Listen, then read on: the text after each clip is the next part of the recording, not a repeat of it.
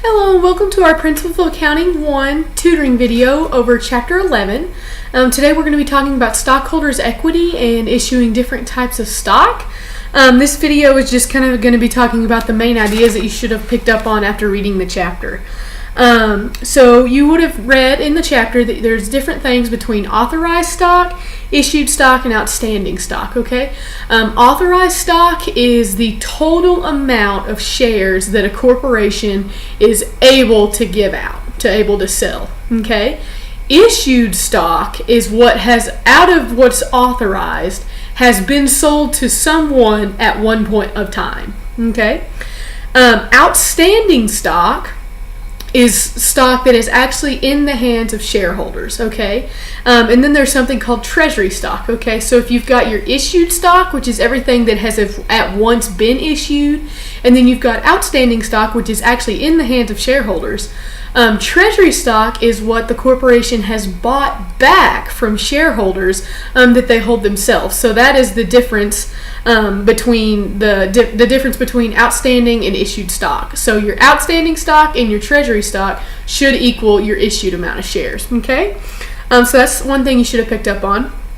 Another thing is par and stated value.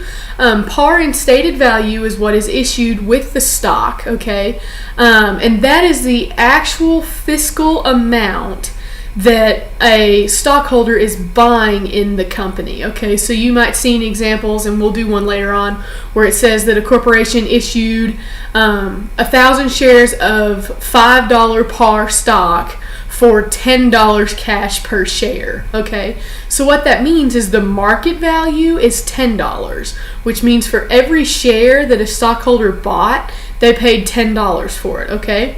Par value is most of the time less than the market value, and another word for that is stated value, okay? That's the value that the corporation has placed on some stock, okay, that is the actual amount dollar-wise of the company that they're buying. And you might think, well, why is that different, okay? Corporations most of the time will have their par value lower than their market value, because what stockholders are buying is they're buying a share in the company. They're actually buying part of the company, because shares of stock is the ownership of a corporation. They might be paying for future dividends. The company might have a good record of giving good dividends, or the company might have a good track record. They might be increasing. They might be expanding and be doing really well. Okay, so that's why there's a difference between the par or stated value, same thing, just different words, and the market price. Okay. So later on, we'll be talking about how to account for selling stock. We did in the very first couple of videos was just kind of issuing common stock for cash. So you would debit cash and credit common stock, okay?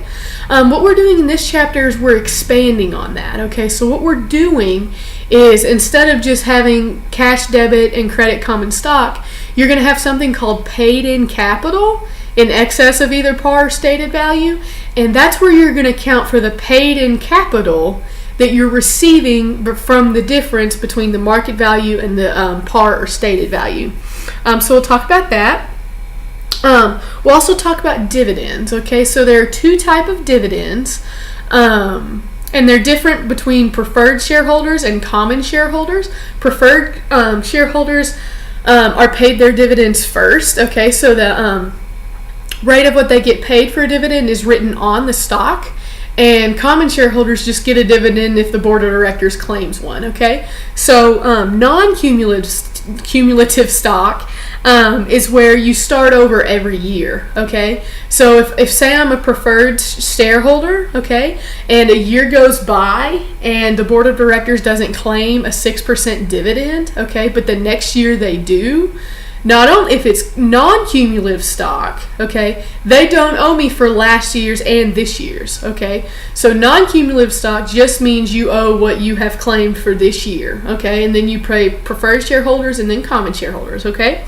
If I'm a preferred shareholder with cumulative stock, okay, that means that if the board of directors didn't claim a dividend for me last year, but they claimed one for me this year, that means not only do they owe me for this year, but they owe me for last year as well, even though they didn't declare it. So all of what I've been talking about are in the vocabulary section of your book in the glossary at the end of the chapter. Be sure to be looking at those and have a good grasp on those different definitions. And then a dividend is a reward that a company will give to its shareholders, okay? And the three main types of dividends are going to be cash dividends, which means you get, they might claim a 50-cent per share dividend, which means if you own one share of stock, you get a 50-cent dividend, okay? And it's all pro rata, which means in proportion to ownership, and that's also in the definitions of the glossary. Another type of dividend is a stock dividend. Sometimes what will happen is a corporation will say, as a reward, we'll give every share another share or something like that. They'll give out a certain amount of shares in proportion to ownership to stockholders, okay? And then they might give a property dividend, but those are kind of odd, or not odd, but they're not as common, okay?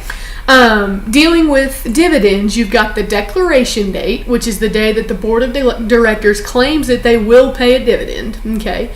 You've got the record date, which there's no journal entry for. The record date is when the managerial staff will go in and look at who all owns stock for a certain day, okay? And they'll determine that Billy Bob and Susan get they get stock dividends because they own stock on a certain day, okay? And then there's the payment or distribution date, and that is when the actual cash dividend or stock dividend is given out.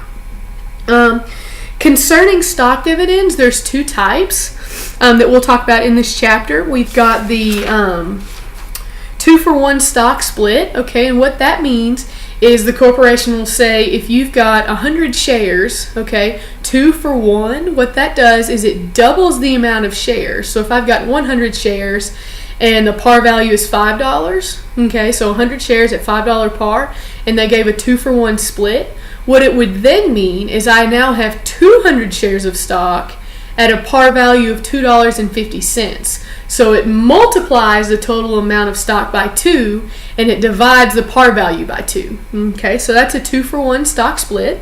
And then there's a stock dividend, and we know that dividends come out of retained earnings. So what happens with a stock dividend is you just move around the numbers in the stockholders' equity section of the balance sheet, okay? No type of stock dividend that we're going to talk about in this chapter changes total stockholders' equity, okay? So you'll just need to remember that, okay? For a stock dividend, it will move it from retained earnings to common stock, but it will not change total stockholders' equity, okay? So those are just some ideas that you should have grasped after reading the chapter and looking over some vocabulary. In the next video, we'll be doing a practice problem from chapter 11, so stay tuned for that and make sure you understand all the terms, and we'll see you next time.